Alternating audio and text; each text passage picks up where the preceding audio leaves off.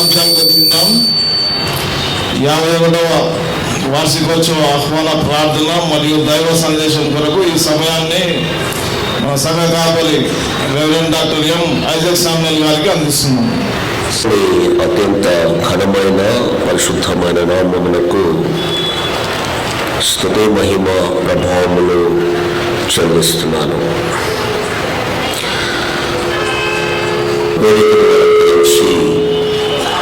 ఈ 51వ వార్షికోత్సవ కార్యక్రమాన్ని జరిగిస్తున్నటువంటి మన యొక్క సంఘ ప్రెసిడెంట్ గారైనటువంటి శ్రీ కె నెహమ్యా గారికి, అలాగనే వేదికను అలంకరించినటువంటి మన యొక్క సంఘ సెక్రటరీ గారు డాక్టర్ ఏ భాస్కర్ గారు, అలాగనే ఈ 51వ సంఘ వార్షికోత్సవ కమిటీకి చైర్మన్గా ఉన్నటువంటి శ్రీ ఎం జార్జ్ గారు, సెక్రటరీగా ఉన్నటువంటి శ్రీ ఎస్ ఇమ్మాన్యుయల్ గారు, ట్రెజరర్గా ఉన్నటువంటి శ్రీ డి సుధాకర్ రావు గారు, అలాగే మెంబర్స్గా ఉన్నటువంటి శ్రీ కె యోహాన్ గారు, అలాగే వేదికలో ఉన్నటువంటి మన అనుబంధ సంఘ కాపరి రెవరెండ్ పాస్టర్ గారు, ఈ యొక్క సభలకు విచ్చేస్తున్నటువంటి సంఘ విశ్వాసులు, స్నేహితులందరికీ కూడా మన ప్రభువును రక్షకుడునైన యేసుక్రీస్తు నామమున శుభములను నేను అందిస్తున్నాను. దేవుని మహాకృపను బట్టి గడిచిన వరుసలో మనం గోల్డెన్ జూబ్లీ ప్రారంభం చేశాం. దేవుని కృప ద్వారా జూబ్లీ ఇయర్ని మనము క్లోజ్ చేసుకుంటూ 51వ సంవత్సరంలోనికి మనం ప్రవేశిస్తూ ఉంటూ ఉన్నాం. నమ్మదగినటువంటి దేవుని మహాకృపను బట్టి ఎంతో మంది సంఘ కాపరులు ఆనాటి నుండి ఈనాటి వరకు మరి పరిచయంలో ఉన్నటువంటి సంఘ నాయకులు ఎంతో మంది, కొంతమంది లేరు, వారు ప్రభు చెంతకు వెళ్ళి ఉన్నవారు. సో అలాంటి వారందరినీ కూడా మనం ఈ శ్రేష్టమైన సమయంలో స్మరించుకోవాల్సిన వారుగా ఉంటున్నాము. అంతేకాకుండా ఈ శ్రేష్టమైనటువంటి సమయంలో ఇంతవరకు ఎంతో శ్రావ్యమైన సంగీతాలు మనం విన్నాం. మన సంఘ క్వాయిర్ వారు పాటలు వినిపించారు, అలాగే ప్రత్యేక సంగీతాలు కూడా మనం విన్నాం. చక్కని శుభాకాంక్షలు కూడా శ్రీ డి బెంగళూరు గారు సెక్రటరీ గారు తెలియపరిచారు. వారందరికీ కూడా ప్రభు అయినటువంటి యేసుక్రీస్తు నామమున నేను శుభములు అందిస్తున్నాను. సో ఈ యొక్క కార్యక్రమాన్ని ప్రార్థనతో మరి ప్రారంభం చేశాం. సో ఇప్పుడు దేవుని వాక్యం కొరకు, పరిశుద్ధాత్మ దేవుని యొక్క నడిపింపు కొరకు చిన్న ప్రార్థన, దాంతో అందరూ కూడా ఏకీభవించాలని మనమే. ప్రేమ కలిగినటువంటి ప్రియ పరలోకపు తండ్రి, మీ పాదములకు స్తోత్రం చెల్లిస్తున్నాం. జూబ్లీ ఇయర్గా ప్రభా గడిచిన సంవత్సరం ప్రారంభం చేయబడినటువంటి ఆ సంవత్సరాన్ని మీ కృపలో మేము ముగించుకొని మరొక నూతన వత్సరంలో ప్రవేశించాం. ఈ కాలమంతా నడిపించిన నమ్మదగిన దేవా, నీకు వందనాలు, స్తుతులు చెల్లిస్తున్నాము. మా సంఘ ఎగ్జిక్యూటివ్ని బట్టి నీకు వందనాలు, ప్రోగ్రామ్ కమిటీని బట్టి వందనాలు, వారి వాళ్ళని బట్టి వందనాలు, కూడి వచ్చిన పెద్దలు, ప్రియులు, స్నేహితులు అందరిని బట్టి నీకు వందనాలు, స్త్రీల సమాజాన్ని బట్టి వందనాలు, అలాగే ప్రభా యూత్ని బట్టి వందనాలు, సండే స్కూల్ని బట్టి వందనాలు. ఈ సంఘానికి మీరు శిరస్సుగా ఉన్నందుకు మీకు వందనాలు. ప్రత్యేకంగా ఈ సమయంలో ఇంతవరకు మిమ్మల్ని స్తుతించాం, కనపరిచాం, మహిమపరుస్తున్నాం. ఈ సమయాన్ని ప్రత్యేకించి నీ దీన స్వరం, మెలరైన స్వరం మేము వినగలిగి నీ పరిశుద్ధ సన్నిధిలో వేచి ఉంటున్నాం. ఆశగల ప్రాణంలో తృప్తిపరచు తండ్రి వాక్యం చేత నన్ను మమ్మల్ని సంధించమని ప్రార్థిస్తున్నాం. ప్రయాణమైనటువంటి మరి వాక్యోపదేశకులు దైవజనులు పేరు బాబరాజు గారిని క్షేమంగా మా వద్దకు నడిపించమని కూడా ప్రార్థిస్తున్నాం. రేపటి నుండి వారి ద్వారా విభిన్నమైన సందేశాలు మాకు ప్రసాదించమని ప్రార్థిస్తున్నాం. మంచి వాతావరణం మీరు ఇచ్చినందుకు వందనాలు స్తుతులు చెల్లిస్తున్నాం. రేపు కూడా ఎల్లుండి కూడా మంచి వాతావరణం మీరు దయచేయవలసిందిగా ప్రార్థిస్తున్నాం. సర్వమైనటువంటి సాతాను అంధకార క్రియలన్నింటినీ నజరేయుడైన యేసు నామమున బంధిస్తూ ఉన్నాను.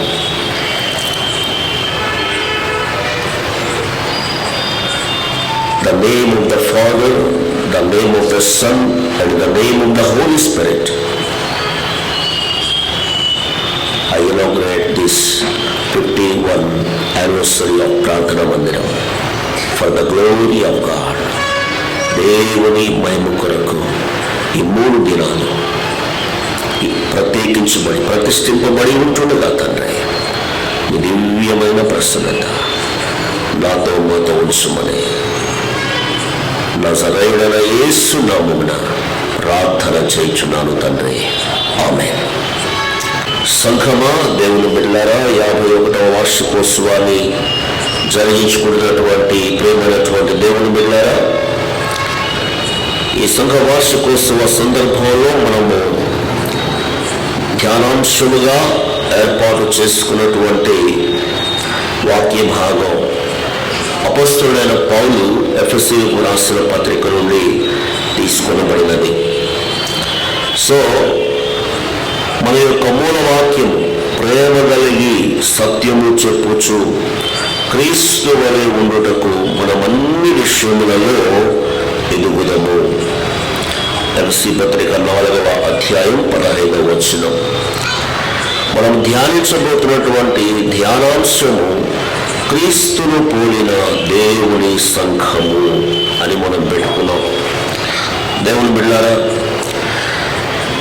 రాబోయేటువంటి రేపు ఎల్లుండి కూడా దైవ సేవకులు ఈ విషయమై మనతో మాట్లాడబోతున్నారు. సో ఆల్రెడీ ఈ యొక్క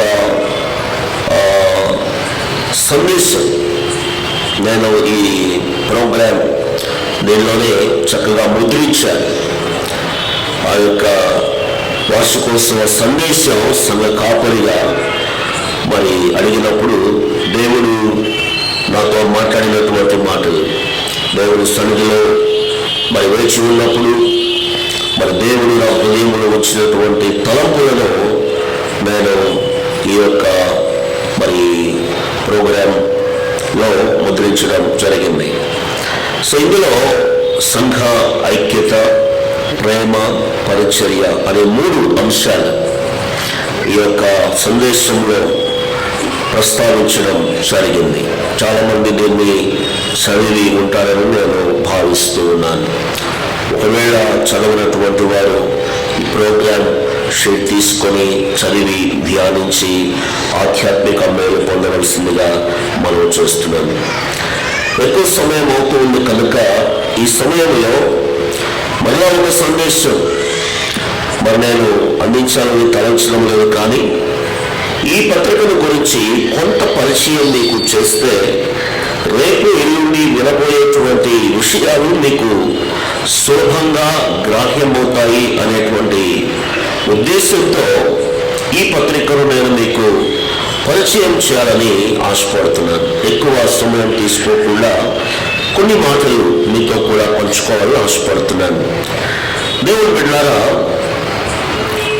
ఈ యొక్క ఎఫెసీ పత్రిక పౌలు గారు రాశారు అనడంలో ఎలాంటి సందేహం లేదు. ఈ పత్రిక పౌలు చేత వ్రాయబడినటువంటి పత్రిక. వ్రాయబడినటువంటి సమయము క్రీస్తు శకం 60వ సంవత్సరం నుండి 64 ఈ మధ్య కాలంలో ఈ పత్రికను పౌలు గారు ఎఫెసీ సంఘానికి వ్రాసినట్లుగా మనం చూస్తాం.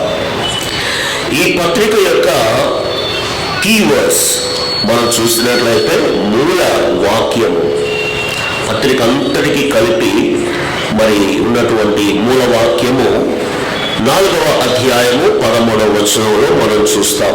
పరిశుద్ధులు సంపూర్ణులగునట్లు క్రీస్తు శరీరము క్షేమాభివృద్ధి చెందుటకు పరిచర్య ధర్మము జరుగుటకును ఆయన కొందరిని అపోస్తలులను గాను, కొందరిని ప్రవక్తలను గాను, కొందరిని సువార్తికులను గాను, కొందరిని కాపరులను గాను, ఉపదేశకులను గాను నియమించను అనేటువంటి మాట మనం ఇక్కడ చూస్తున్నాం. ఈ మరి ఆ వచనము ఈ పత్రిక అంతటికి కూడా మూల వచనము అని మనం చెప్పుకోవచ్చు. అంతేకాకుండా ఇందులో 6 అధ్యాయాల్ని మనం చూస్తాం. 6 అధ్యాయాలు ఇందులో ఉంటున్నాయి. ఈ యొక్క ఎఫెసీ పత్రిక దీన్ని ఏమంటారు అంటే ఇట్స్ ఎపిసోడ్ ఆఫ్ ప్రిజన్ అంటారు. అంటే చెరపత్రిక అని చెప్తాం. చెరపత్రిక అని చెప్తాం. చెరపత్రికలు కొన్ని ఉన్నాయి మనకి పరిశుద్ధ గ్రంథంలో, ముఖ్యంగా నూతన నిబంధనలో ఉన్నటువంటి ఈ పత్రికల్లో కొన్నిటిని చెరపత్రికలు అంటారు, ప్రిజన్ ఎపిజల్స్ అంటారు. అందులో ఈ యొక్క ఎఫెసీ పత్రికతో పాటుగా ఫిలిప్పీ పత్రిక ఉంది, కొలస్సీ పత్రిక ఉంది, ఫిలెమోను పత్రిక కూడా ఉంది. ఈ 4 పత్రికలని ప్రిజన్ ఎపిజల్స్, చెరపత్రికలు అని చెప్పడం మనం చూస్తాం. అంతేకాకుండా అసలు ఈ యొక్క ఎఫెసీ పత్రిక ఎందుకు రాశాడు, ఎక్కడ నుండి రాశాడు అంటే చెప్పాను కదా, చెరలో నుండి అని చెప్పి. ఆ సమయంలో మరి అపోస్తలుడైన పౌలు గారు సువార్త నిమిత్తము రోమా చెరసాల్లో ఆయన బందీగా ఉన్నాడు. రోమాలో ఆయన చెరసాల్లో ఉన్నాడు. Paul was in prison at Roma. కాబట్టి అక్కడ నుండి ఈ 4 పత్రికలు పౌలు గారు రాయడం అనేది జరిగింది. సో ఎందుకు రాశాడు ఎఫ్సి పత్రిక, వాట్ ఈస్ ద రీజన్, ఎందుకు రాశాడు అనేది మనం ఒకసారి ఆలోచించినట్లయితే, ఆనాడున్నటువంటి ఈ సంఘంలో మరి యూదులైనటువంటి వారు యేసు ప్రభువుని అంగీకరించారు. అదే సమయంలో యూదేతరులైనటువంటి అన్యులు కూడా యేసు ప్రభువుని అంగీకరించారు. సో యూదుల్లో నుంచి క్రీస్తును అంగీకరించినటువంటి జూయిష్ క్రిస్టియన్స్ ఉన్నారు. అదే సమయంలో యూదులు కానటువంటి ఇతర జాతుల్లో నుంచి క్రీస్తును అంగీకరించినటువంటి జెంటైల్స్ కూడా ఉంటున్నారు. సో ఇప్పుడు అందరూ కలిసి ఆరాధన చేస్తూ ఉన్నారు, క్రీస్తు ఆరాధన. అందరూ కలిసి దేవుణ్ణి కనపరుస్తూ ఉన్నారు. కానీ సంఘంలో జరుగుతున్నటువంటి పరిస్థితి ఏంటి అంటే, ఈ యూదుల్లో నుంచి క్రైస్తవులుగా మార్చబడినటువంటి వీరు అన్యుల్లో నుంచి రక్షించబడినటువంటి విశ్వాసులకి దూరంగా ఉంటూ వస్తున్నారు. సో ఆ విధంగా వారిని దూరంగా ఉంచుతూ ఉన్నటువంటి ఈ పరిస్థితుల్లో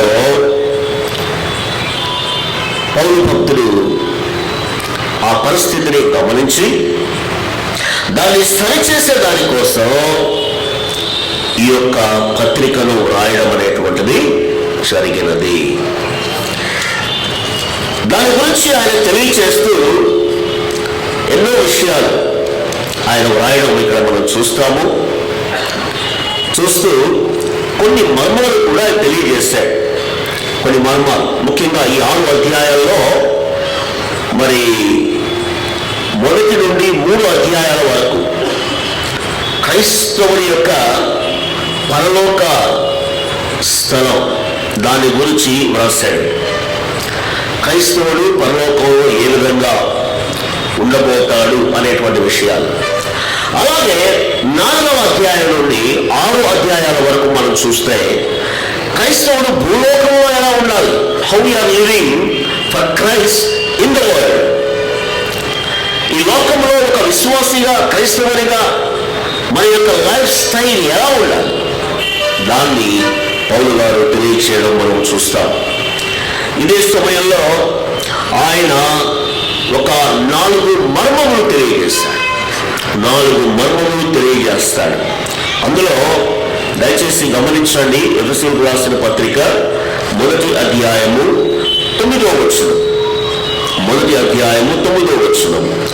కాలము సంపూర్ణమైనప్పుడు జరగవలసిన ఏర్పాటును బట్టి ఆయన తన దయా సంకల్పము చొప్పున తన చిత్తమును గూర్చిన మర్మమును మనకు తెలియజేసి. ఏ మర్మం అంటే? దేవుని యొక్క చిత్తమును గూర్చిన మర్మమును మనకు తెలియజేశాడంట. ఎందుకు? మనకు సంపూర్ణమైన జ్ఞాన వివేచన కలగడానికి ఆ కృపను మన ఎడల విస్తరింపచేస్తాను. సో ఇక్కడ మర్మాత్మకమైనటువంటి మొదటి విషయం ఏంటంటే, దేవుడు తన చిత్తమును గూర్చిన మర్మమును మనకు తెలియజేస్తాడు. He revealed his will towards his people. ఆయన మర్మమును మనకు తెలియజేస్తాడు. రెండవది మనం చూస్తే అదే ఎఫెసీ పత్రిక 3వ అధ్యాయము 4వ వచనంలో ఒక మాట అంటాడు. 3-4 వచనాలు కూడా చదువుతున్నాను. ఎట్లనగా, క్రీస్తు మర్మము దేవదర్శనము వలన నాకు తెలియపరచబడినది. తర్వాత 4వ వచనం అంటాడు, మీరు దానిని చదివిన ఎడల దానిని బట్టి ఆ క్రీస్తు మర్మమును గూర్చి. 5వ వచనం, ఈ మర్మం ఇప్పుడు ఆత్మమూలముగా దేవుని పరిశుద్ధులకు, అపోస్తలులకు, ప్రవక్తలకు బయలుపరచబడినది అంటున్నాడు. సో అక్కడ చూస్తే మొదటి మర్మమును మనం చూస్తే, ఈ మర్మము దేవుని చిత్తమును గూర్చిన మర్మము. దేవుని చిత్తమును గూర్చిన మర్మము. రెండవది మనం చూస్తున్నాము క్రీస్తు మర్మము. క్రీస్తు మర్మము అంటే క్రీస్తే ఒక మర్మము అనేటువంటిది. సో ఇక్కడ దాని గురించి రాస్తున్నాడు. ముందుగా ఒక లెటర్ రాశాడు ఆయన. అందుకంటాడు, మీరు దానిని చదివిన ఎడల దానిని బట్టి క్రీస్తు మర్మమును గూర్చి అంటున్నాడు. అంతకుముందు ఆయన ఒక ఉత్తరం రాశాడు. దాన్ని మీరు చదువుకుంటే అందులో క్రీస్తు మర్మం ఎలాంటిదో నేను మీకు వివరించాను అని చెప్పడం. ఆ క్రీస్తు మర్మమును గూర్చి నాకు కలిగిన జ్ఞానము మీరు తెలుసుకోగలరు అంటున్నాడు. అయితే ఈ మర్మము ఆత్మమూలముగా దేవుని పరిశుద్ధులకు, అపోస్తలులకు. ఎవరికది దేవుడు మొట్టమొదటి రివీల్ చేశాడంటే, పరిశుద్ధులుగా ఉన్నటువంటి అపోస్తలులకు, ప్రవక్తలకు బయలుపరచబడి ఉన్నట్టుగా పూర్వకాలముల యందు మనుషులకు తెలియపరచబడలేదు. ఏంటి ఆ మర్మము? ఇక్కడ రాస్తున్నాడు 6వ వచనంలో. ఈ మర్మమేమనగా, అన్యజనులు సువార్త వలన క్రీస్తు యేసునందు యూదులతో పాటు సమాన వారసులు. ఇది ఏంది క్రీస్తు మర్మము? క్రీస్తు మర్మం ఏమిటి అంటే, అపోస్తలులకు, ప్రవక్తలకు బయలుపరచబడినటువంటి క్రీస్తు మర్మం ఏంటంటే, అన్య జనులలో నుంచి క్రీస్తును నమ్ముకున్నటువంటి వారు కానివ్వండి, లేకపోతే యూదులలో నుంచి క్రీస్తును నమ్మినటువంటి వారు కానివ్వండి, వారందరూ కూడా సువార్త వలన క్రీస్తు ద్వారా వారు ఏకమై ఉన్నారు. They are one in Christ, they are united in Christ. వారు సమాన వారసులు. అన్య జనులు, యూదులు. ఎందుకంటే అప్పటిదాకా ఈ యూదియ క్రైస్తవులు ఈ జెంటైల్స్ ఏం చేస్తున్నారంటే ప్రక్కన పెడుతూ వస్తున్నారు. ఎందుకంటే మీకు సున్నతి లేదు, మాకు మాత్రమే సున్నతి ఉంది.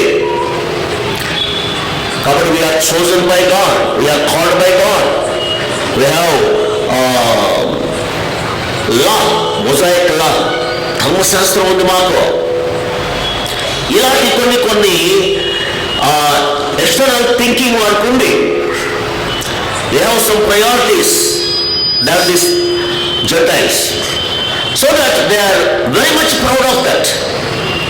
అందువలన వీరిని వారు దూరంగా పెడుతూ వచ్చారు. కానీ ఈ మర్మము మరి ఈరోజు ఏమైతుందంటే అపోస్తలులకు ప్రవక్తలకు బయలుపరచబడింది. అపోస్తలులకు ప్రవక్తలకు బయలుపరచబడి ఉన్నట్టుగా పూర్వకాలం అంటే ఇక్కడ మరి ఓల్డ్ టెస్టిమెంట్ గురించి మాట్లాడుతున్నాడు అనమాట. కాన్సెప్ట్ ఓల్డ్ టెస్టిమెంట్ కాన్సెప్ట్ పూర్వకాలము యందు అంటే ఓల్డ్ టెస్టిమెంట్ అంతా కూడా మనం చూస్తే మర్మాత్మకంగా ఉన్నటువంటి క్రీస్తును మనం చూస్తాం. ఆది కాండంలో క్రీస్తుని చూస్తాము, నిర్మలకాండంలో క్రీస్తుని చూస్తాము, లేవి కాండంలో క్రీస్తుని చూస్తాము, సంఖ్యాకాండంలో క్రీస్తుని చూస్తాము, ద్వితీయోపదేశ కాండంలో కూడా. సో ఓల్డ్ టెస్టిమెంట్ లో ఉన్నటువంటి ఏ గ్రంథమైనా మనం తీసుకుంటే ఆ ఓల్డ్ టెస్టిమెంట్ లో ఉన్నటువంటి ప్రతి గ్రంథం కూడా it will gives about Jesus Christ. అది క్రీస్తుని గురించి మాత్రమే మాట్లాడుతూ ఉంది. అందుకని అంటారు ఓల్డ్ టెస్టిమెంట్ ఏంటంటే రాబోతున్నటువంటి క్రీస్తు యొక్క ఛాయ, it the shadow of Christ. ఆయన రాబోతున్నాడు. ఆ క్రీస్తును బయలుపరచడానికి పాత నిబంధన అంతా కూడా మనకు అందించబడింది. సో క్రీస్తు వచ్చినప్పుడు ఇక అది మర్మంగా లేదు. ఒకప్పుడు ఇది మర్మమే, కానీ ఆ మర్మము already it is revealed when Jesus appeared. యేసు ఎప్పుడైతే లోకములో ప్రత్యక్షుడయ్యాడో, ఎప్పుడైతే ఆయన జన్మించాడో, ఇక దేవుని విషయాల్లో ఎలాంటి మర్మం మనకు లేదు. ఇక ఆ సీక్రెట్స్ అన్నీ కూడా పరలోక రాజ్య సంబంధమైనటువంటి విషయాలన్నీ కూడా మనకు వెల్లడి చేయబడ్డాయి. అయితే ఇప్పుడు యూదులు క్రీస్తును అంగీకరించి అదే సమయంలో క్రీస్తును అంగీకరించినటువంటి ఈ జెంటైల్స్ని వారు ప్రక్కన పెడుతూ వచ్చారు. అందుకే ఇక్కడ వారిని ఐక్యపరచడానికి, వారిని ఏకం చేయడానికి ఈ యొక్క మాటలు ఉపయోగిస్తూ ఉన్నాడు. అన్యజనులు ఈ మర్మమేదనగా అంటే అపోస్తలులకు మాత్రమే బయలుపరచబడినటువంటి ఈ యొక్క మర్మం, లేక ఈ మర్మం ఇప్పుడు ఆత్మమూలముగా దేవుని పరిశుద్ధులకు అపోస్తలులకు ప్రవక్తలకు బయలుపరచబడి ఉన్నట్టుగా పూర్వకాలంలో ఉన్నటువంటి మనుషులకు తెలియపరచబడలేదంట. పూర్వకాలంలో ఉన్నటువంటి మనుషులకు అది మర్మముగానే ఉండింది. కానీ ఇప్పుడు యాజ్ ఎ అపోస్తల్ నాకు ఆ రెవల్యూషన్ నాకు దొరికింది. యాజ్ ఎన్ అపోస్తల్, ఒక అపోస్తలుడుగా ఆ మర్మం నేను తెలుసుకున్నాను. ఆ మర్మం ఏంటంటే సువార్తను బట్టి క్రీస్తు యేసునందు యూదులతో పాటు అన్యులు కూడా సమాన వారసులు అనేటువంటి మాట. అన్యజనుల సువార్త వలన క్రీస్తు యేసునందు యూదులతో పాటు సమాన వారసులు అని అంటూ ఒక మాట అంటాడు. ఒక్క శరీరమందలి సాటి అవయవములు అంటాడు.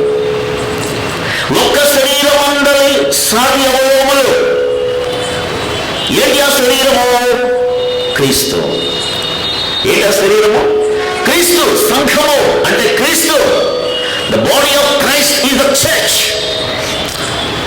దేవుని సంఘములో ఎలా ఉంటున్నారంటే యూదులతో పాటు అన్యులు కూడా సమాన వారసులుగా ఉండాలి అంటున్నాడు. క్రీస్తు శరీరము ఒకే శరీరం అయితే అందులో సాటి అవయవాలు.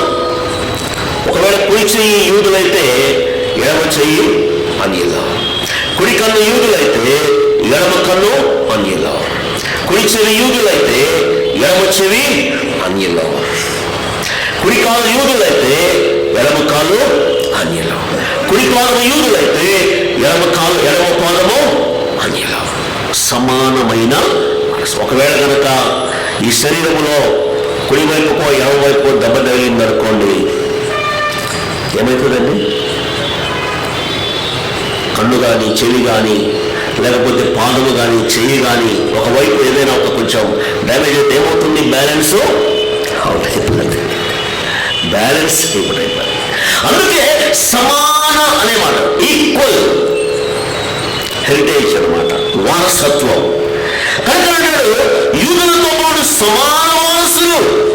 అంతేకాకుండా ఏమంటాడు? వాగ్దానములో పాలివారు. ఏమన్నాడు? వాగ్దానములో వారు కూడా పాలివారై ఉన్నారు. ఎలాగైతే యూదులకు వాగ్దానాలు ఇవ్వబడ్డాయో ఆ వాగ్దానములకు మీరు కూడా పాలువారే అనేటువంటి సత్యాన్ని ఇక్కడ ఆయన జ్ఞాపకము చేస్తూ ఉన్నాడు. ఇది మర్మము అని అంటున్నాడు. ఇది మర్మము. అయితే ఆ మర్మము ఆత్మమూలముగా దేవుని పరిశుద్ధులకు ఎవరికి బయలుపరచబడింది? అపోస్తలులకు బయలుపరచబడింది, ప్రవక్తలకు బయలుపరచబడింది. కానీ పూర్వకాలం ఉన్నటువంటి మనుషులకు అది బయలుపరచబడలేదు అనే విషయాన్ని చాలా స్పష్టంగా ఆయన తెలియజేయడం మనం ఇక్కడ చూస్తూ ఉన్నాం. కాబట్టి ఒకటి, దేవుని చిత్తమును గూర్చిన మర్మము, ఆయన చిత్తం ఏమిటంటే ఇదన్నమాట. ఏంటిది? క్రీస్తు మర్మమును అందరూ గ్రహించాలి, క్రీస్తు మర్మమును అందరూ తెలుసుకోవాలి.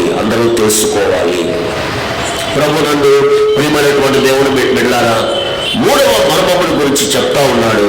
మరి అదే ఎఫ్ఎస్సీ పత్రిక 5వ అధ్యాయము 32వ వచనము. 5వ అధ్యాయము 32వ వచనము. ఇక్కడ అంటాడు, ఈ మర్మము గొప్పది. ఏ మర్మం అది? 31వ వచనం. ఈ హేతువు చేత పురుషుడు తన తండ్రిని తల్లిని విడిచి తన భార్యను హత్తుకొనును, వారిద్దరును ఏక శరీరమగుదురు. ఈ మర్మము గొప్పది. అయితే నేను క్రీస్తును గూర్చియు సంఘమును గూర్చియు చెప్పుచున్నాను. ఒక మెటఫర్ లాంగ్వేజ్ లో మాట్లాడుతున్నాడు. యేసు క్రీస్తుకు సంఘానికి ఉండవలసినటువంటి సంబంధం దేంతో పోల్చారంటే, ఒక కుటుంబంలో ఉండేటువంటి లేక ఒక సంసార జీవితంలో ఉండేటువంటి ఒక స్త్రీకి ఒక పురుషుడికి మధ్యలో ఎలాంటి సంబంధం అయితే ఉంటుందో అలాంటి సంబంధమే క్రీస్తుకు సంఘానికి కూడా ఉంటుందట. సో ఇక్కడ భార్య భర్తల గురించి చెబుతూ ఇక్కడ మీరు జ్ఞాపకం తీసుకుంటే 22వ వచనం నుండి మనం చూస్తే అక్కడ భార్యల గురించి భర్తల గురించి మాట్లాడుతూ దాని యొక్క ముగింపు ఏముంటున్నారంటే 32వ వచనంలో, ఈ మర్మము గొప్పది. అయితే నేను దేని గురించి మాట్లాడాను ఇప్పటిదాకా? క్రీస్తుని గూర్చియో సంఘమును గూర్చియో చెప్పుచున్నాను. క్రీస్తుని గూర్చియో సంఘమును గూర్చియో నేను చెబుతూ ఉన్నాను. ఏంటి క్రీస్తును గూర్చిన మర్మము? సంఘమును గూర్చిన మర్మము ఏంటి? సంఘమును గూర్చిన మర్మము అంటే ఇక్కడ వ్రాయబడినటువంటి మాట మనం చూస్తే ఇక్కడ ఏమన్నాడు? 23వ వచనం, క్రీస్తు సంఘములకు శిరస్సై ఉన్నలాగున పురుషుడు భార్యకు శిరస్సై ఉన్నాడు. క్రీస్తే శరీరమునకు రక్షకుడై ఉన్నాడు. క్రీస్తు సంఘమునకు శిరస్సు, క్రీస్తే శరీరమునకు అనగా సంఘమునకు రక్షకుడు. తర్వాత సంఘము క్రీస్తుకు లోబడినట్టుగా భార్యలు కూడా ప్రతి విషయంలో తమ పురుషులకు లోపడవలను. కనుక సంఘము భార్యగా ఇక్కడ చూపిస్తూ ఉన్నారు. సో సంఘము ఇక్కడ 3 విషయాలు మనం చూస్తున్నాం. ఒకటి, సంఘములకు శిరస్సు క్రీస్తు, సంఘములకు రక్షకుడు క్రీస్తు. అంతేకాకుండా కుటుంబములో పురుషుడికి భార్య లోబడినట్టుగా సంఘము కూడా క్రీస్తుకు లోబడాలి. సంఘము క్రీస్తుకు లోబడినట్టుగా. హీఈస్ ద హెడ్ అన్నమాట. Christ is the head. ఆయన సంఘములకు శిరస్సు. కాబట్టి ఈ మాటలని చెబుతూ ఏం చెప్పాడు ఇక్కడ అంటే 25వ వచనం నుండి, పురుషులారా మీరును మీ భార్యను ప్రేమించుడి అంటూ అటువలే క్రీస్తు కూడా సంఘమును ప్రేమించాడు అంటున్నాడు. సో సంఘానికి తర్వాత క్రీస్తుకు ఉన్నటువంటి మర్మము, ఈ మర్మము ఎలాంటి మర్మం అంటే భార్యాభర్తల మధ్యలో ఎలాంటి మర్మముగా ఉంటుందో అది కూడా అలాంటిదే. చూడండి, మర్మము భార్యాభర్తల గురించి మనం యోచించినట్లయితే, ఆదాము దేవుని చేత సృష్టించబడ్డాడు. ఆదాములో నుండి ఆదాము కొరకు ప్రత్యేకించబడినటువంటిది హవ్వ. ఆదాములో నుండి ఆదాము కొరకు ప్రత్యేకించబడినది. సో ఇక్కడ స్త్రీ అప్పటిదాకా ఎక్కడ ఉంది? ఆదాములో ఉన్నది. ఆదాములో ఉన్నది. కాబట్టి ఆదాములో ఉన్నటువంటి స్త్రీని దేవుడు ఏం చేశాడు? వేరు చేశాడు. వేరు చేసి ఎవరి కోసం వేరు చేశాడు? మన కోసమే వేరు చేశాడు. మళ్ళీ వారిద్దరిని కూడా ఏం చేశాడు? ఐక్యపరిచాడు. ఐక్యపరిచినప్పుడు ఏమొచ్చిందంటే ఫలము అనేది వచ్చింది. మీరు ఫలించి అభివృద్ధి పొంది విస్తరించి భూమిని నిండించండి. సో అదేవిధంగా సంఘం ఎక్కడ ఉంది? అంతకుముందు క్రీస్తులోనే సంఘం ఉంది. ఆయనే పునాది, ఆయనే శిరస్సు. కాబట్టి ఇప్పుడు క్రీస్తు సంఘమును ప్రేమించాడు. తన కోసమే లోకంలో నుంచి ప్రత్యేకించుకున్నాడు, లోకంలో నుంచి పిలిచాడు. ఎందుకు దేవుడు సంఘాన్ని పిలిచాడు అంటే ఆయన కొరకు ప్రత్యేకంగా జీవించడానికి, ఆయన కొరకు ఒక ప్రత్యేకమైనటువంటి పరిశుద్ధమైనటువంటి జీవితాన్ని జీవించడానికి కోసమే సంఘాన్ని దేవుడు ఏర్పాటు చేసుకున్నాడు. ఇది మర్మము అంటున్నాడు.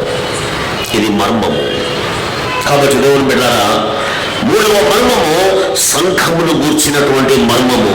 ఈ సంఘమును గూర్చినటువంటి మర్మము ఎలాంటిది అంటే ఈ సంఘములో అందరూ ఉంటారు. ఈ సంఘము క్రీస్తుకు చెందినది. అది the church belongs to Christ only. Christ only. ఎందుకంటే ఈ సంఘానికి ఆయనే పునాది, ఆయనే శిరస్సు. దీని కొరకు ఆయన చేసినటువంటి ఆ త్యాగాన్ని గురించి మాట్లాడుతున్నాడు. ఏమంటున్నాడు? అటువలే క్రీస్తు కూడా సంఘమును ప్రేమించి అది కళంకమైనను ముడతైనను అతిది మరి ఏదైనను లేక పరిశుద్ధమైనదిగా నిర్దోషమైనదిగా మహిమగల సంఘముగా ఆయన తన ఎదుట దానిని నిలవబెట్టుకోవలనని వాక్యముతో మనకు స్నానము చేత పవిత్రపరచి పరిశుద్ధపరచుకొనుటకై తన్ను తాను అప్పగించుకొనెను. కాబట్టి క్రీస్తు ఈ సంఘము కొరకు చేసినటువంటి గొప్ప త్యాగాన్ని గురించి మాట్లాడుతున్నాడు. ఆయన చేసినటువంటి ఈ ఇంత గొప్ప త్యాగానికి ఉద్దేశం ఏంటంటే ఈ సంఘము కళంకంగా ఉండకూడదు, కళంకితగా ఉండకూడదు, ముడతలు కలిగినదిగా ఉండకూడదు. అంటే బ్లేమ్లెస్గా ఉండాలి. It should be Holi. అప్పుడే ఈ సంఘము క్రీస్తును ఎదుర్కోవడానికి సిద్ధపరచబడినటువంటిదిగా ఉంటుంది. లేకపోతే మనం ప్రభుని చేరుకోలేమండి, ప్రభుతో కూడా మనము ఉండలేమండి. కాబట్టి మనం ప్రభు కొరకు పరిశుద్ధమైనటువంటి సంఘముగా ఉండాలి. ఇది మర్మము గొప్పది. ఈ మర్మము గొప్పది. ఏంటి మర్మము అంటే ఈ లోకానికి అది అర్థం కాదు. ప్రభు తెలియని విధంగా తెలియని సమయంలో మధ్యాకాశము వరకు వస్తాడు. డైరెక్ట్గా కిందికి రాడు, మధ్యాకాశం వరకే వస్తాడు. ఈ కింద ఉన్నటువంటి పరిశుద్ధ వధువు సంఘం మేఘాల మీద అక్కడికి ఎత్తబడతారు. ఇది లోకానికి అర్థం కాదు. అది సీక్రెట్ అన్నమాట. ఎలాగైతే ఆదాములో హవ్వ దాచబడిందో ఆ వరుడైనటువంటి క్రీస్తు ప్రత్యక్షమైనప్పుడు ద చర్చ్ విల్ ర్యాప్చర్.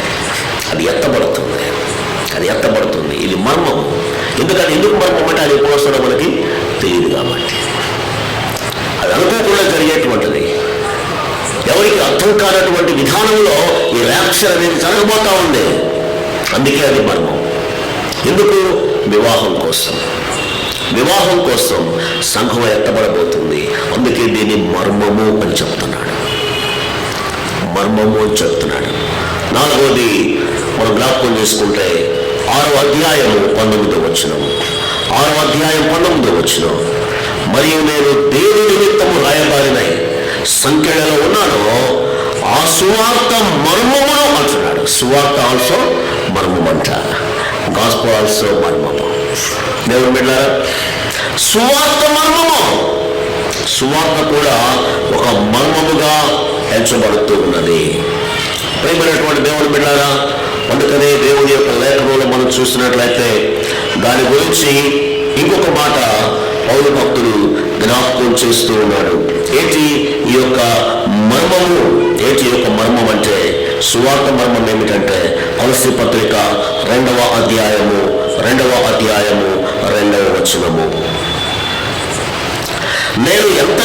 కోరుచున్నానో మీరు తెలుసుకొని కోరుచున్నాను అని అంటూ, వారు ప్రేమయందు అతుకబడి సంపూర్ణ గ్రహింపు యొక్క సకల ఐశ్వర్యం కలిగిన వారై దేవుని మర్మమయున్న క్రీస్తును అంటున్నాడు. సువార్త క్రీస్తు మర్మము. సువార్త మర్మం ఏంటి? దేవుని మర్మమయున్న క్రీస్తును స్పష్టముగా తెలుసుకోవాలి. Every person should know this secret అన్నమాట. అందుకే క్రీస్తును బయలుపరిచేదే సువార్త, క్రీస్తును ప్రకటించేదే సువార్త. అది లోకమునకు మర్మముగా ఉంటున్నది, లోక జ్ఞానమునకు అందనటువంటి అర్థం కానటువంటిది. కానీ దేవుడు ఆ మర్మమును మనకు బయలుపరిచి మన హృదయాలను తెరిచి మన హృదయాల్లోనికి ఆ గొప్ప మర్మమును ఏం చేశాడు? రివీల్ చేశాడు. అందుకే మనం రక్షణ పొందిన వారిని ఇక్కడ కూర్చొని దేవుని స్తుతిస్తుంటున్నాం. ఒకవేళ కనుక అది మీకు బయలుపరచబడకపోతే, ఈ మర్మము నీ హృదయంలో కనుక అది వెలిగించబడి ఉండకుండా మర్మంగానే ఉన్నట్లయితే ఈ రక్షణ భాగ్యం నీకు లభించేది కాదు. అందుకే సువార్త మర్మము 4 మర్మాలు తెలిపాడు. 1 చిత్తమును గూర్చిన మర్మము, 2వది క్రీస్తును గూర్చిన మర్మము, 3వది సంఘమును గూర్చిన మర్మము, 4వది సువార్తను గూర్చినటువంటి మర్మము. ఈ యొక్క విషయాలన్నీ కూడా తెలియచేస్తూ పౌలు గారు దీనికంతటికి కూడా ముఖ్యమైనటువంటి ప్రాముఖ్యమైనటువంటి ఒక సందేశాన్ని ఈ 4వ అధ్యాయంలో ఇస్తున్నాడు. ఈ 4వ అధ్యాయం అంతా కూడా it talks about unity among the believers. ఐక్యతల గురించి మాట్లాడుతున్నాడు. ఐక్యతల గురించి మాట్లాడుతూ ఈ 4వ అధ్యాయంలోకి వచ్చేసరికి ఇక్కడ 7 విధములైనటువంటి ఐక్యతల గురించి ఆయన వారికి జ్ఞాపకం చేస్తున్నాడు. 7 విధములైనటువంటి ఐక్యత. ఈ 4వ అధ్యాయాన్ని మనం చూస్తే 2 భాగాలుగా చేసుకోవచ్చు. మొదటి భాగం 4వ అధ్యాయం 1 నుంచి 3 వచనాలు, 2వది 4వ అధ్యాయం మరి 1 నుంచి 4వ వచనం నుంచి 6 వచనాలు, 3వది 4వ అధ్యాయం 7 నుంచి 16 వచనాలు. ఈ మొదటి భాగం ఏంటంటే 4వ అధ్యాయం 1 నుంచి 3 వరకు మనం చూసుకుంటే అది ఆత్మలో ఐక్యత, unity in spirit. Unity in spirit అందుకంటాడు ఆత్మ కలిగించు ఐక్యమును కాపాడుకొనుటయందు అనే మాట అక్కడ అన్నాడు. So unity in the spirit. కాబట్టి రెండవది ఇక్కడ దాని గురించి వివరిస్తూ 7 ఐక్యతలు. ఒక విశ్వాస జీవితంలో ఆ విశ్వాస జీవితం యొక్క పునాదికి అవసరమైనటువంటి యూనిటీని గురించి 7 మాటలు చెప్పాడు. ఆ 7 మాటలు ఏంటంటే ఇక్కడ రాయబడినటువంటి మాటలు చూడండి. 4, 6 వచనాల్లో మనం చూస్తే అక్కడ అంటాడు శరీరాన్ని గురించి మాట్లాడుతూ 1 బాడీ అంటాడు. ఏంటి ఆ బాడీ? క్రీస్తు యొక్క శరీరం. ఒకే క్రీస్తు. క్రీస్తు విభజింపబడలేదు. నేను రాసినటువంటి ఆర్టికల్లో ఆ మాట నేను కోట్ చేస్తాను. క్రీస్తు విభజింపబడలేదు. సో ఒకే శరీరము, 1 బాడీ. దాని గురించి అంటాడు ఒక్క శరీరము అనే మాట. అందుకే మనము ఒక బ్రెడ్ బ్రేక్ చేస్తాం. బ్రెడ్ బ్రేకింగ్, ఒకే రొట్టెలోది మనం తినడం, ఒకే పాత్రలోది మనం త్రాగడం. దాని యొక్క ఉద్దేశం ఏంటంటే క్రీస్తు శరీరము విభజించబడలేదు. క్రీస్తు శరీరము ఒకటిగా ఉన్నది. అది దాని యొక్క సందేశం. రెండవది మనం చూస్తే ఆత్మ, 1 స్పిరిట్, హోలీ స్పిరిట్, 1 స్పిరిట్. ఇక్కడ పెద్ద అక్షరాలతో రాశాడు ఆత్మ అనే మాట. అంటే it indicates about Holy Spirit. ఆత్మ ఒకే ఆత్మ, 1 స్పిరిట్. తర్వాత ఇక్కడ 1 హోప్, ఒక్కటే నిరీక్షణ అనే మాట. 1 హోప్, ఒకటే నిరీక్షణ. 4వది మనం చూసినట్లయితే ప్రభువు ఒక్కడే, 1 లార్డ్. ప్రభువు ఒక్కడే. తర్వాత విశ్వాసం ఒకటే, 1 ఫెయిత్. ఆ తర్వాత మాట అంటాడు బాప్తిస్మము ఒకటే అంటాడు. బాప్తిస్మం, 1 బ్యాప్టిజం. మళ్ళా కాదు, ఓన్లీ 1 బ్యాప్టిజం. తర్వాత మాట చెప్పబడింది తండ్రి అయిన దేవుడు ఒక్కడే, 1 గాడ్. కాబట్టి ఈ 7 కూడా 7 ఐక్యతలు. దేవుని గురించినటువంటి విషయాలు కొన్ని, అయితే విశ్వాసాన్ని గురించినటువంటి విషయాలు కొన్ని. ప్రతి విశ్వాసి తెలుసుకోవాల్సినటువంటి 7 విషయాలు సంఘము యొక్క ఐక్యత కొరకై పౌలు గారు జ్ఞాపకం చేస్తూ ఈ పత్రికను వ్రాసినట్లు మనం చూస్తాం. అంతేకాకుండా ఈ యొక్క పత్రికలో 4వ అధ్యాయం 7వ వచనం నుండి 16వ వచనాల వరకు మనం చూసినట్లయితే చాలా విషయాలు అందులో డిస్క్రైబ్ చేశాడు. కానీ మన యొక్క మూలవాక్యము ప్రేమ కలిగి సత్యము చెప్పుచు క్రీస్తు వలే ఉండుటకు మనం అన్ని విషయములలో ఎదుగుదము అనే మాట. కాబట్టి దేవుని బిడ్డలారా, సంఘము ఇంత శ్రేష్టమైనది, సంఘము ఇంత ప్రత్యేకించబడినది, సంఘము ఇంత పరిశుద్ధమైనది, దీని విలువ వెలకట్టలేనిది. సంఘం అనగా ఇట్స్ ఎ బ్రైడ్, వధువు. కాబట్టి ఈ యొక్క వధువు యొక్క 5 మర్మాలు, 4 మర్మాలు మనం తెలుసుకున్నాము. 7 ఐక్యతల గురించి మనం తెలుసుకున్నాము. ఈ 3వ భాగానికి వచ్చేసరికి ఈ సంఘాల గురించి మాట్లాడుతూ ఆయన అంటాడు, 4వ అధ్యాయం 7 నుండి 16 వరకు మనం చదువుకున్నట్లయితే అక్కడ ఒక శరీరాన్ని గురించి మాట్లాడుతున్నాడు. చూడండి, ఒక చిన్న ఉదాహరణ మీకు చెప్తాను.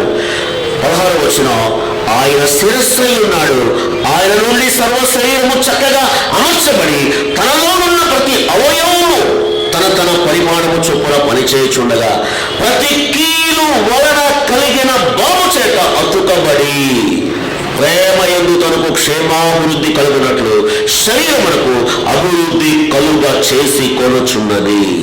వివరించడానికి ఎక్కువ సమయం లేదు కనుక నేను ముందుకు వెళ్ళిపోతా ఉంటున్నాను. దేవుని బిడ్డలారా, ఇక్కడ కూడా అతుకబడుట అనేటువంటి మాట, కీలు అనేటువంటిది జాయింట్ అనమాట. జాయింట్, ఆ జాయింట్ కనుక తీయపోతే అంగవైకల్యం వస్తుంది. సో కీలు అనేటువంటిది జాయింట్. అంటే సంఘంలో దేవుని పిల్లలమైన మనం, విశ్వాసమైన మనం అతుకబడి ఉండాలి. We have to attach with other believer. అప్పుడే సంఘమునకు క్షేమాభివృద్ధి కలుగుతూ ఉంది అనే మాట ఇక్కడ జ్ఞాపకం చేస్తున్నాడు. ఎప్పుడైతే సంఘము క్షేమాభివృద్ధి చెందుతూ ఉందో, క్రీస్తు యొక్క స్వరూపంలో ఎదుగుతూ ఉందో, క్రీస్తు పోలిక అనేది మనలో వస్తూ ఉంటుంది. క్రీస్తు పోలిక అనేది మనకు వస్తూ ఉంటుంది. ఇంత శ్రేష్టమైనటువంటి ఎఫెసీ సంఘం చిట్ట చివరికి వచ్చేసరికి దాని మీద ఒక బ్లేమ్ వచ్చింది. ఆ బ్లేమ్ ఏంటంటే, దేవుని బిడ్డలారా, ఒక మాట మీకు నేను జ్ఞాపకం చేస్తాను. చూడండి, రెవల్యూషన్, బుక్ ఆఫ్ రెవల్యూషన్, ప్రకటన గ్రంథము 2వ అధ్యాయము 4వ వచనము ఏమన్నాడు అక్కడ తెలిసిన? మొదట నీకుండిన ప్రేమను నీవు వదిలితివి. మొదట నీకుండిన ప్రేమను నీవు వదిలిపెట్టావు సంఘమా. This is one type of blaming. దేవుడు చూపిస్తున్నాడు, తప్పు చూపిస్తున్నాడు. నేను నీలో చూస్తున్నటువంటిది ఏంటంటే, మొదట నీకుండిన ప్రేమను, you have lost your first love. మొదటి ప్రేమను వదిలిపెట్టావు.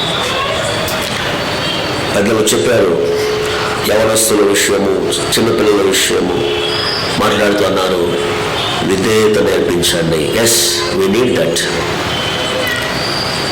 సంఘము క్రీస్తుకు లోబడినట్టుగా చిన్నవారు పెద్దవారికి లోబడాలి. We have to obey. ఈ ఒబీడియన్స్ అనేటువంటిది చాలా అవసరం. సంఘంలో ఒకరినొకరు గౌరవించుకోవాలి. పెద్దవారికి లోబడడం నేర్చుకోవాలి. విధేయతగా ఉండడం నేర్చుకోవాలి. అది నేర్పించవలసినటువంటి అవసరత ఎంతైనా ఉంది. కాబట్టి ఈ సంఘంలో ఉన్నటువంటి అనేకమైనటువంటి విషయాలు ఇక్కడ కూడా దేవుడు జ్ఞాపకం చేస్తున్నాడు. చూడండి, రెవల్యూషన్ చాప్టర్ 2:4 అక్కడ అంటాడు, మొదట నీకుండిన ప్రేమను వదిలిపెట్టావు. అంతకుముందు కొన్ని ప్లస్ పాయింట్స్ చెప్తా వచ్చాడు. 2:2 అంటాడు, అక్కడ అంటాడు సహనము గల సంఘం అంటాడు. ఎఫెసీ సంఘం సహనం గల సంఘం. 2వ మాట మనం చూస్తే అదే 2వ వచనంలో, నీవు దుష్టులను సహింపలేనటువంటి సంఘం అంటాడు. 3వ మనం చూస్తే సత్యాన్వేషణ గావించినటువంటి సంఘం. ఎందుకంటే అబద్ధ బోధకుల్ని కనిపెట్టి ఉండేటువంటి సంఘం. అబద్ధ బోధకుల్ని కనిపెట్టి ఉండేటువంటి సంఘం అంటాడు. నాలుగోది మనం చూస్తే క్రీస్తు కొరకు భారము భరిస్తూ కూడా అలసట చెందినటువంటి సంఘం. ఇన్ని ప్రయాణి సంఘంలో ఉండినప్పటికీ కూడా దేవుడు చివరికి అంటున్నాడు, మొదట నీకుండిన ప్రేమ నువ్వు వదిలిపెట్టావు. కాబట్టి దేవుని బిడ్డలారా, ప్రేమ అనేది ఎప్పుడైతే లోపిస్తుందో అక్కడ వెంటనే వచ్చేది ఏంటంటే అనైక్యత వస్తుంది. ఐక్యత అనేది ఎక్కడైతే ఉండదో అక్కడ నుంచి పడిపోవడం అనేది ప్రారంభం చేయబడుతుంది. మన పతనావస్థ ప్రారంభం అవుతుంది. సో ఏదైనా ఒక కన్స్ట్రక్షన్ చర్చ్ దాని యొక్క బ్యాక్ బోన్, సంఘం యొక్క బ్యాక్ బోన్ ఏమంటే లవ్. అందుకని రాసిన ఆర్టికల్లో ఫస్ట్ పాయింటే ఐక్యత తర్వాత ప్రేమ అనేది నేను పెట్టాను. కాబట్టి దేవుని బిడ్డలారా, 51వ వార్షికోత్సవాన్ని జరిగించుకుంటూ దేవుని ఘనపరుస్తున్నటువంటి ప్రియమైన సంఘమా, మనము క్రీస్తు వలె ఉండాలంటే, క్రీస్తు వలె మనం ఉండాలంటే, క్రీస్తును పోలి ఉండాలంటే మనము మొదటి ప్రేమను విడిచిపెట్టకూడదు. మొదటి ప్రేమ అంటే ఒకటి దేవుని ప్రేమించడం, దేవుని ప్రేమిస్తున్న మనము సహోదరులను కూడా ప్రేమించడం. బైబిల్లో ఉన్నటువంటి మొట్టమొదటి ప్రధానమైన ఆజ్ఞని దేవుని ప్రేమించు, తర్వాత నిన్ను వలె నీ పొరుగు వారిని ప్రేమించు. ఇది మూల సూత్రం. ఈ సూత్రం మీదనే ఈనాటికి క్రైస్తవ సంఘం ఆధారపడి నడిపించబడుతూ ఉంది. క్రైస్తవ సంఘం మరి పునాదిగా వేయబడింది. క్రైస్తవ సంఘం యొక్క జీవనాడి ఏంటంటే ఫస్ట్ లవ్, మొదటి ప్రేమ.